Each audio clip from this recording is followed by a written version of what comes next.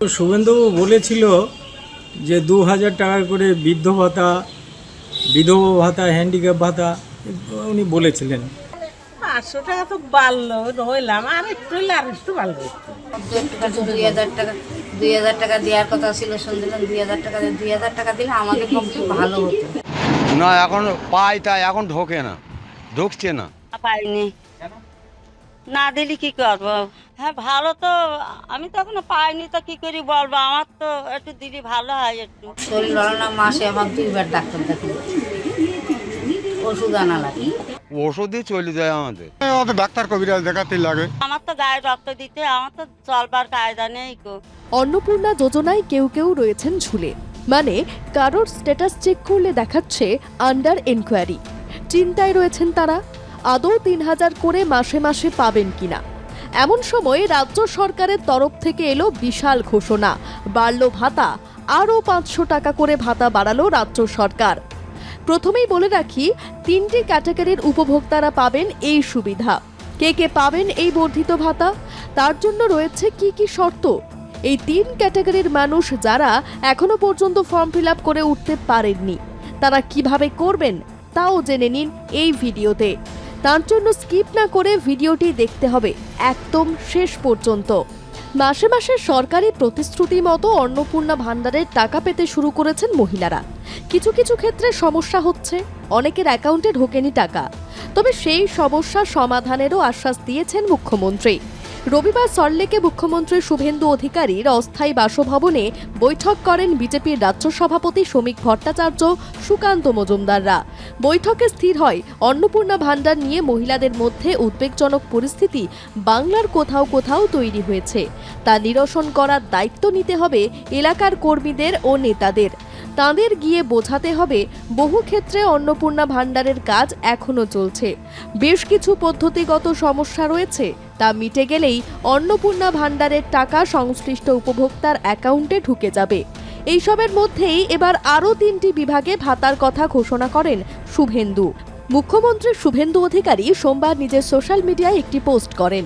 সেখানে তিনি লেখেন, পশ্চিমবঙ্গের জনগণ যে আশা, ভরসা ও বিশ্বাস নিয়ে একটি রাষ্ট্রবাদী সরকার প্রতিষ্ঠা করেছেন, সেই প্রত্যাশা পূরণ করাই নতুন সরকারের অঙ্গীকার। সেই লক্ষ্যেই একটি গুরুত্বপূর্ণ সিদ্ধান্ত গ্রহণ করা হয়েছে।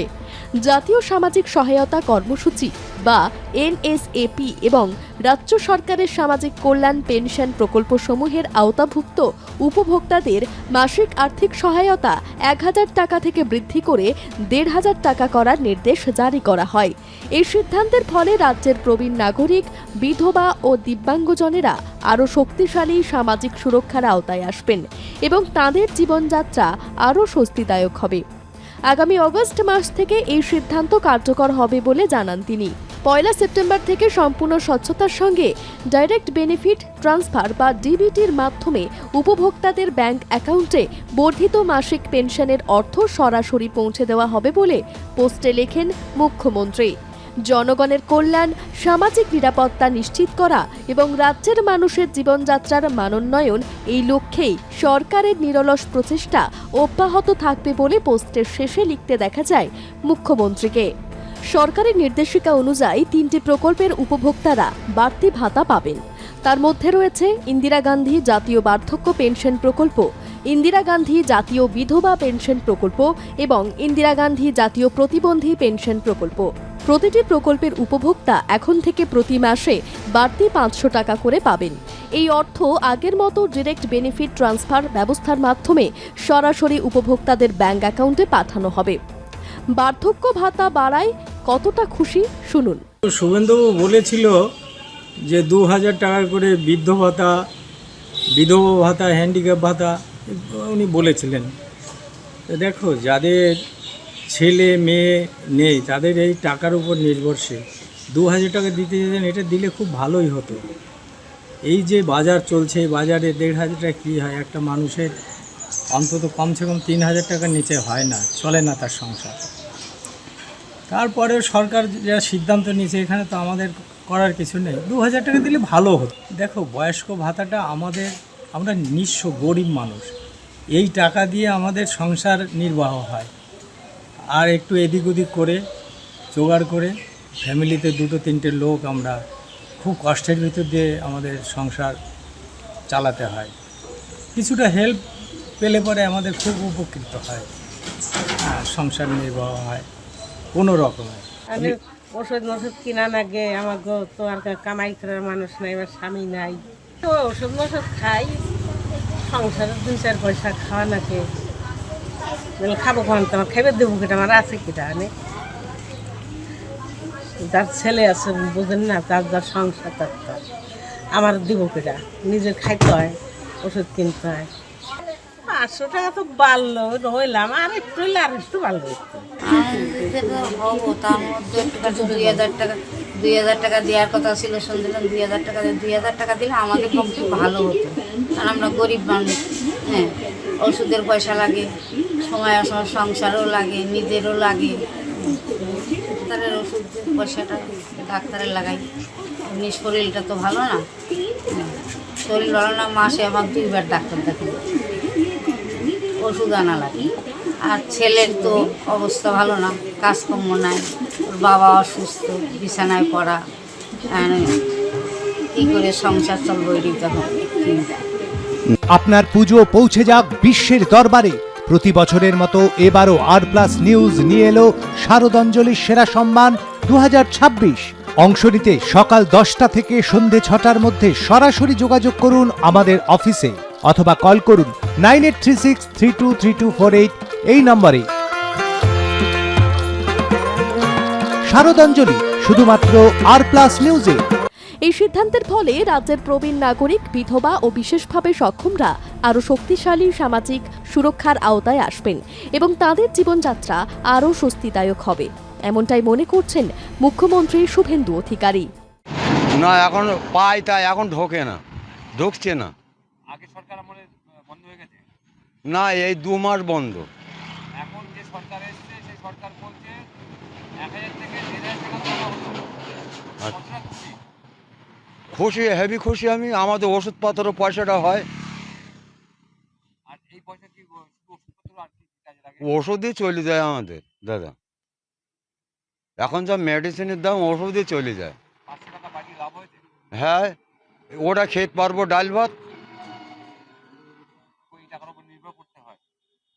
হ্যাঁ, ওইটা ধরো কিছু হয়, আর এই যা এই বুড়ো বয়সে যা একটু টুকটাক খাটি দেয়। এই যে 1,000 টাকা থেকে 1,500 টাকা করা হলো, 500 টাকা বাড়ানো, অনেকটা উপকার হলো। অনেক উপকার হয়েছে। আপনারা খুশি? হ্যাঁ, খুশি। পাইনি, কেন? না দিলে কি করবো, আমার নাকি বয়স হয়ে গেছে। আচ্ছা, এবার কি অ্যাপ্লাই করেছেন? হ্যাঁ, করা হয়েছে, বিডিওসি জমা দেওয়া হয়েছে। আগে কিন্তু সবাই 1,000 টাকা, হ্যাঁ, 1,000 টাকা পাতা, এবার 1,500 টাকা করেছে। কতটা খুশি? তো এখনো 1,500 তো পাইনি মোটে, না, সরকার দেবে বলেছে। মোটে তো পাইনি, সেই পৌষ মাসের তো পাওয়া যাচ্ছে। সরকার এখন 500 টাকা আরো বাড়িয়েছে, সামনের মাস থেকে দেবে বলছে। কি বলবেন? দেয় ভালো হবে, গরিব মানুষ, আমার তো গায়ে রক্ত দিতে, আমার তো চলবার কায়দা নেই কো। এই একটা ছেলে খাটনির ওপর সব কিছু, এই জীবন মানে কত সময় দেখবে ছেলে। নতুন সরকার যে কাজ হ্যাঁ। করেছে, ভালো লাগছে? হ্যাঁ, ভালো তো, আমি তো এখনো পাইনি, তো কি করি বলবো, আমার তো একটু দিলে ভালো হয় একটু। সরকার যখন ঘোষণা করেছে দিবে হুম। নিশ্চয়ই। আমি তো মোটেই পাইনি কো, আমার যে মানে দুর্দশায়, এই 2 দিন আনতো বিছানে শুয়ে থাকে, 2 দিন আনতো। টাকাগুলো নিয়ে কি কাজে লাগাবেন? ডাক্তার দেখাবো একটু, যাতে সুস্থ হই। বর্তমান যা বাজার দর, তাতে করে কি এই টাকায় কুলায়? কুলোই না তো, আর ছেলের কাছে বৌমার কাছে কাটারাতে হয়, মান সেই চিন্তি নিতে হয়। তবু এই টাকাটা কাজে লাগে। হ্যাঁ, হ্যাঁ, হাতে এই টাকাটা ছেলে বৌমার হাতে দিলাম, তাদের গাড়িতে কিছু দিয়ে একটু ভালো ডাক্তার দেখায়। কত করে পান? 1,000। সরকার, এই নতুন সরকার এসে 1,500 টাকা করে 500 টাকা বাড়িয়েছে, কতটা উপকার হবে? ভালো হবে। এই টাকা কি কোনো কাজে লাগান? হ্যাঁ, অত ডাক্তার কবিরাজ দেখাতেই লাগে। এতে খুশি আপনারা? খুশি, 500 টাকা বাড়ানোতে খুশি? খুশি। কিরে, তোর বেশ র্যাশ হয়েছে দেখছি। হ্যাঁ রে, কি করবো বলতো, র্যাশগুলো কিছুতেই কমছে না, অনেক কিছু ইউজ করলাম তবুও কমছে না। আমার মনে হয় তোকে কোনো একজন ভালো ডার্মাটোলজিস্টের কাছে দেখানো উচিত। তুই ঠিক বলেছিস, কিন্তু কোনো ভালো ডার্মাটোলজিস্ট থাকলে একটু সাজেস্ট কর না প্লিজ। এই তোর তো একবার র্যাশ হয়েছিল না, তুই কোথায় দেখিয়েছিলিস? তুই একবার গরিদেবী হসপিটালসে দেখাতে পারিস, ওখানে ভালো এক্সপিরিয়েন্স ডার্মাটোলজিস্ট আছে। আমারও সেম প্রবলেম হয়েছিল, 1 এখন ওখানে ট্রিটমেন্ট নিয়ে আমি এখন ঠিক আছি।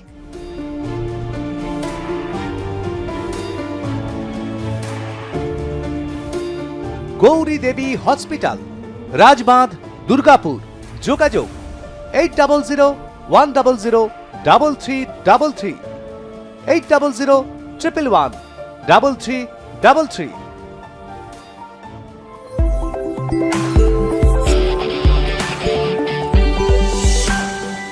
তবে ব্যাপারটা হলো, নতুন করে এই 3 প্রকল্পে আবেদন করা যাচ্ছে কিনা সেই প্রশ্ন রয়েছে অনেকের মনে। বিধবা ভাতা ও বার্ধক্য ভাতার আবেদন প্রথম জনকল্যাণ শিবিরে করতে পারেননি অনেকেই। তবে আগামীতে যে শিবির হবে সেখানে আবেদনপত্র পাবেন উপভোক্তারা। অর্থাৎ নতুন করে যারা আবেদন করতে চান তারা নতুন যে জনকল্যাণ শিবির হবে সেখান থেকে আবেদনের জন্য ফর্ম পাবেন। সেই ফর্ম ফিল আপ করে জমা দিতে পারবেন। এমনকি আবেদনপত্র পূরণ করতেও সাহায্য করবেন সরকারি কর্মীরাই। তবে এই মুহূর্তে নতুন করে আবেদন করার সুযোগ নেই সরকারি এই প্রকল্পে। বর্তমানে এই প্রকল্পে অফলাইন এবং অনলাইনে আবেদন জানানোর প্রক্রিয়া সাময়িকভাবে বন্ধ রাখা হয়েছে। তবে খুব শীঘ্রই সরকারের তরফে আবেদন নিয়ে নতুন করে নির্দেশিকা জারি করা হবে। এই প্রকল্পের সুবিধা পাওয়ার ক্ষেত্রে বেশ কিছু শর্ত মানতে হবে আবেদনকারীকে। সাধারণ আবেদনকারীদের ক্ষেত্রে ন্যূনতম বয়স হতে হবে 60 বছর। বিশেষভাবে সক্ষম ব্যক্তিরা বয়স 55 বছর হলেই আবেদনযোগ্য। এছাড়া আবেদনকারীকে অবশ্যই রাজ্যের স্থায়ী বাসিন্দা হতে হবে। অন্তত টানা 10 বছর তাকে রাজ্যে বসবাস করতে হবে। এই প্রকল্পের সুবিধা পেতে গেলে আবেদনকারীকে প্রয়োজনীয় নথিপত্র হিসেবে আধার কার্ড, ভোটার কার্ড এবং ব্যাংকের পাসবইয়ের কপি বা অ্যাটেস্টেড জেরক্স জমা দিতে হবে। আপনারা কে কে সুবিধা পেলেন অবশ্যই কমেন্ট করে আমাদের জানাতে ভুলবেন না। পরবর্তী আপডেট পেতে অবশ্যই চোখ রাখবেন আর প্লাস নিউজের ডিজিটাল পেজে। ব্যুরো রিপোর্ট, আর প্লাস নিউজ।